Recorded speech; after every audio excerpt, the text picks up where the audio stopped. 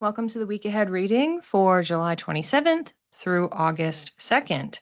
Today we're going to be using cards from the Moonology Manifestation Oracle deck and the Moonchild Tarot deck. I've already pre-channeled this reading, so I'm just going to be going over my notes and then doing some analysis, including discussing the upcoming astrology for the week and how it relates to the messages that came through.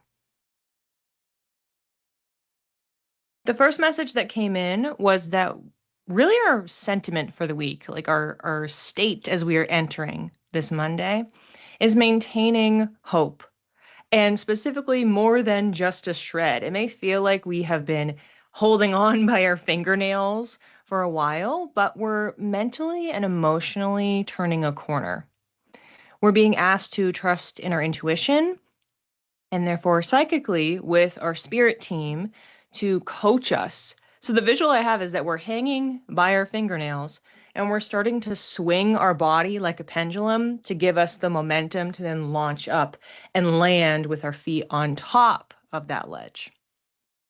So I was brought here to flip over our first card, which is from the Moonchild Tarot deck, and we have the Eight of Wands, which is the momentum card. It's perfect. It captures that movement, that action, and we are speeding up again. So when we get to the top, we're able to now just shift into a different gear.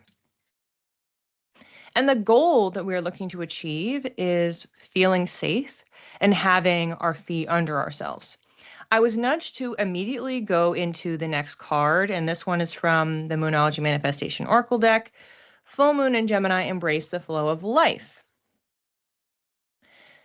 This came through as our mantra for the week, embrace the flow of life, some sort of language in this area, embracing flow, leaning into it. Both of these, we have this idea of movement, like come back to that visual of the pendulum. There is this ebbing and flowing. It goes back and forth, but then eventually it gets us to where it is that we're looking to go. It's like having the winds pushing you in the direction. Of course, this is an air sign, so that works out great. And the encouragement is to follow our interests. So this is the mental portion. Whatever it is that you're feeling interested in or drawn to, even if it feels like it's random or that it's a fixation, know that it is actually your intuition guiding you towards something you're supposed to be paying attention to unpack more. And really, you never know what you're going to find or learn. Those cards reflect the first 4 to 5 days of the week, and they're really all blended together. And our third and final card, also from the Moonchild Tarot deck, is essentially covering the weekend. And to set the scene, we want to imagine that we have swung like a pendulum and we are landed, feet down on the ledge.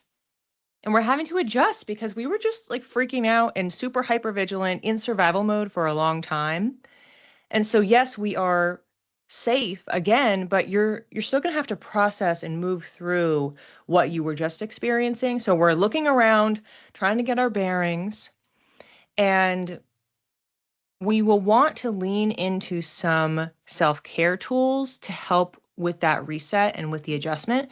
The ones that came in were really gentle movement, things like laying on the ground or on a bed and having your legs up, doing a self-hug of some sort, or breath work, just anything that will help you to just ground, reconnect back to your body, slow down because you were so amped up for a long period of time.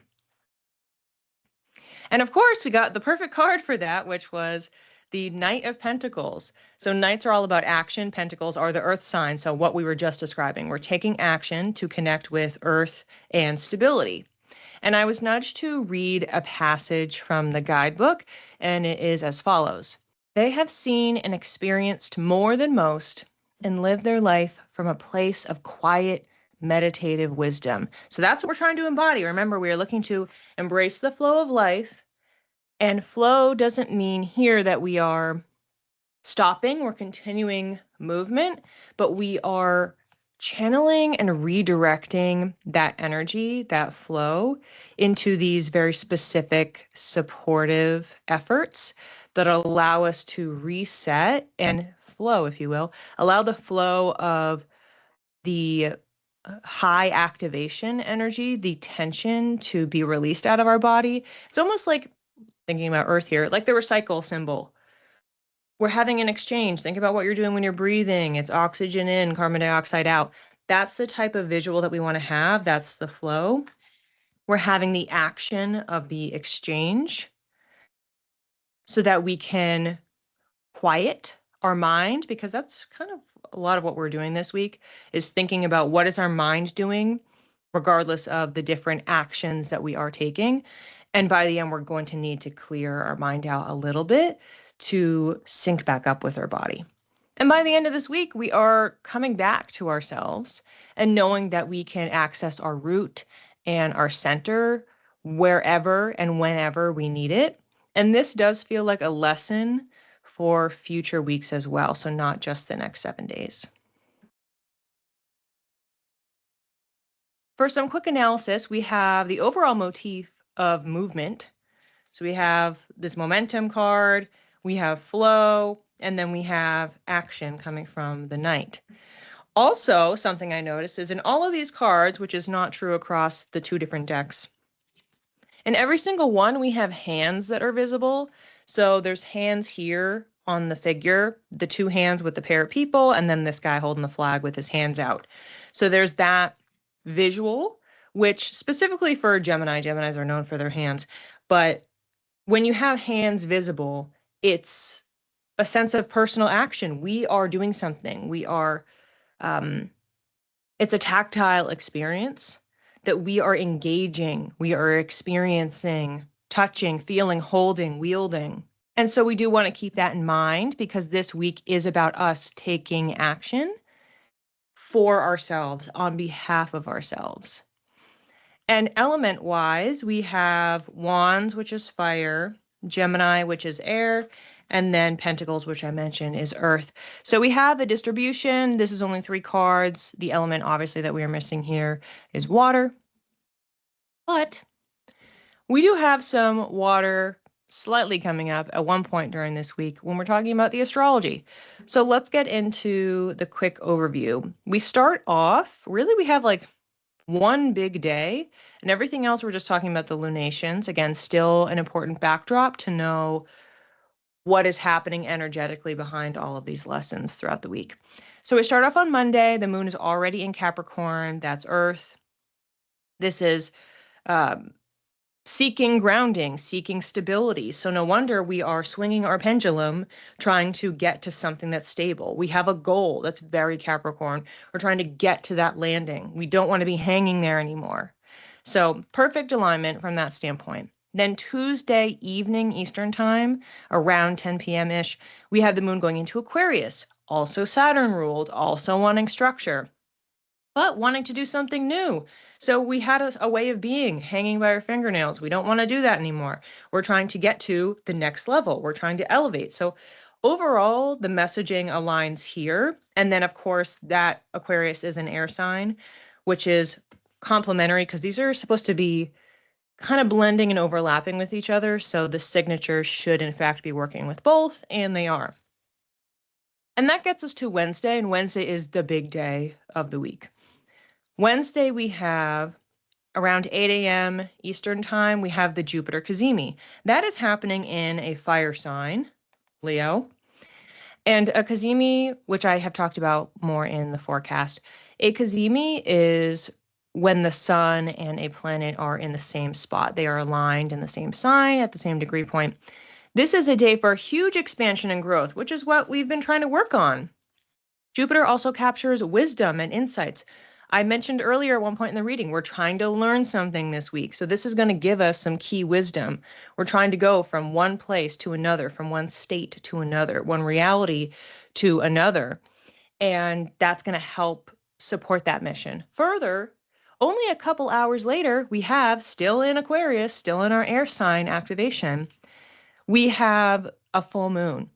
The sun is in Leo, because it's Leo season and Jupiter is over in Leo. And that means that the moon, in order to make the full moon, is in Aquarius. So we have an opposition between the moon and Jupiter at the same time because this is happening within hours. So they're basically all in the exact same spot. So that means, just as the point here, we have a full moon on our full moon card. And when we have the moon in opposition to this whole narrative, there could be things that are emotionally stirred up. There is a tension, there is a discomfort. Oh, I just realized. Oh my gosh, whoa, I just realized this. All of the cards have a full moon on it. I didn't even see that. All of them have a full moon. So this is a culmination energy. It's a big activation. And so it is no surprise that what I was mentioning before of a lot of the narrative this week being emotional and mental, that is what we have. We have, oh, information and wisdom coming in, but oh, how does that make me feel? What does that mean of my experience? The Capricorn and Aquarius moons, they are known to be more emotionally constipated, if you will. So we're in more of the mental space, but it doesn't mean that we're not going to have that emotional activation, because we will. We have the full moon, which is a peak. It's when our emotions are heightened. It's when we are incredibly intuitive, even if it's in Aquarius, and it may not inherently feel as noticeably intuitive as other moon placements and lunations. There's still information that is coming in. It just may feel a little bit more strategic and mental, which is the vibe of this week anyway. That brings us to Thursday, no new news. And Friday, we have finally some water in the report. Around 8:30 a.m., we have the moon entering Pisces, so it's getting us a little bit of water flavor. And this is where we are especially sensitive. So we're coming off of this full moon, our emotions are amplified, and then we go right into Pisces, and we're really connecting. And we do want to remember here that this reading was talking about the pivot point 4 to 5 days. That means the weekend, which is potentially for you, depending on your time zone, starting on Friday. That is when we have the pivot into this last card. And I will note here that earth and water are complementary elements. So it is nice that we have this turn into this space, because fire and air go together. These two are working in a partnership throughout most of the week. And then we get to the weekend and we have the elemental shift. We have the water moon, and then we have the earth energy that's happening. So we are having a lot of continued information coming in. We had that Jupiter Cazimi just a couple days before. Jupiter rules Pisces. We're still going to have some wisdom, some ripple effects of the information that came in. So it seems like the Friday will also be enlightening, even though it's, quote, just a lunation. We're coming off of a pretty packed Wednesday, radiating into Thursday, and we're doing a lot of processing. We're standing up on the ledge. We're looking around. We're taking it all in. That's very Jupiter, and that's very Piscean. Nothing on Saturday, and then on Sunday, around 4:30 to 5 p.m. Eastern time, somewhere between there, we have the moon going into Aries. This is taking us full circle back into a fire sign. This is, of course, the beginning of the zodiac. This becomes a reset. What are we trying to initiate? And I do want to mention that, at least energetically in the messages, we weren't, of course, we were taking action. The whole point of this week is about movement, is about action, but it is not about the Aries impulsivity. So I do think it makes sense that this is coming just right at the tail end of the week, because our final message was, hey, you're going to have to keep going. What you were learning this week, what you were discovering, what you were processing, what you were thinking about and coming to understand throughout the week, you're embracing flow, you're embracing action, you're embracing movement. Aries loves movement, loves forward motion. So you can take some of that.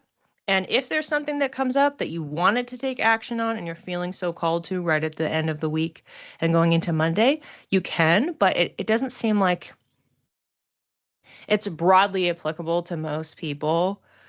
That you're going to all of a sudden feel super energized. It's not really what it's signaling. It's not like, oh my gosh, I need to go do something. You're still very much processing and trying to resettle and trying to ground, but you may feel a sense of inspiration and wanting to act, but it doesn't necessarily mean that you go run off and do it.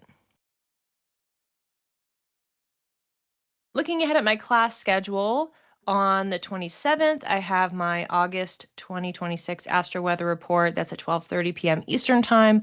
I will include the link in the show notes. If you haven't listened to the July forecast, still a great time to do it. I have 2 videos out, chock full of information. And then my next class, my first class in August, and I do have my August class schedule, so you can find those on my Insight Timer page. But my first class in August Speaking of moons, is a lecture on void moons. This is something that I have heard about, learned about in passing, but didn't actually sit down to study until, earlier this summer. And I'm just going to share what I know about it, introduce this topic. And yeah, it's an interesting one. It's, I guess you could say, a timing technique to a certain degree. And I do, if you've been following me, know that I love working with the moon. So it's just a different layer in understanding these periods, how to identify them, and what this means for your energy and how you are approaching life. So that is again on August 5th at 11:30 a.m. Eastern Time. And yeah, don't forget about listening to my month ahead reading and checking out my future classes, or go to my website if you are interested in astrology. I know we just talked about it a little bit in the analysis, and then for our one card here, if you're interested in learning about astrology, I do have a course that is on my website. And if you have any questions, please do not hesitate to reach out. Happy to guide you into whatever resources that I have, whether readings or courses or workshops or educational tools, or even just other YouTube videos that will help support you.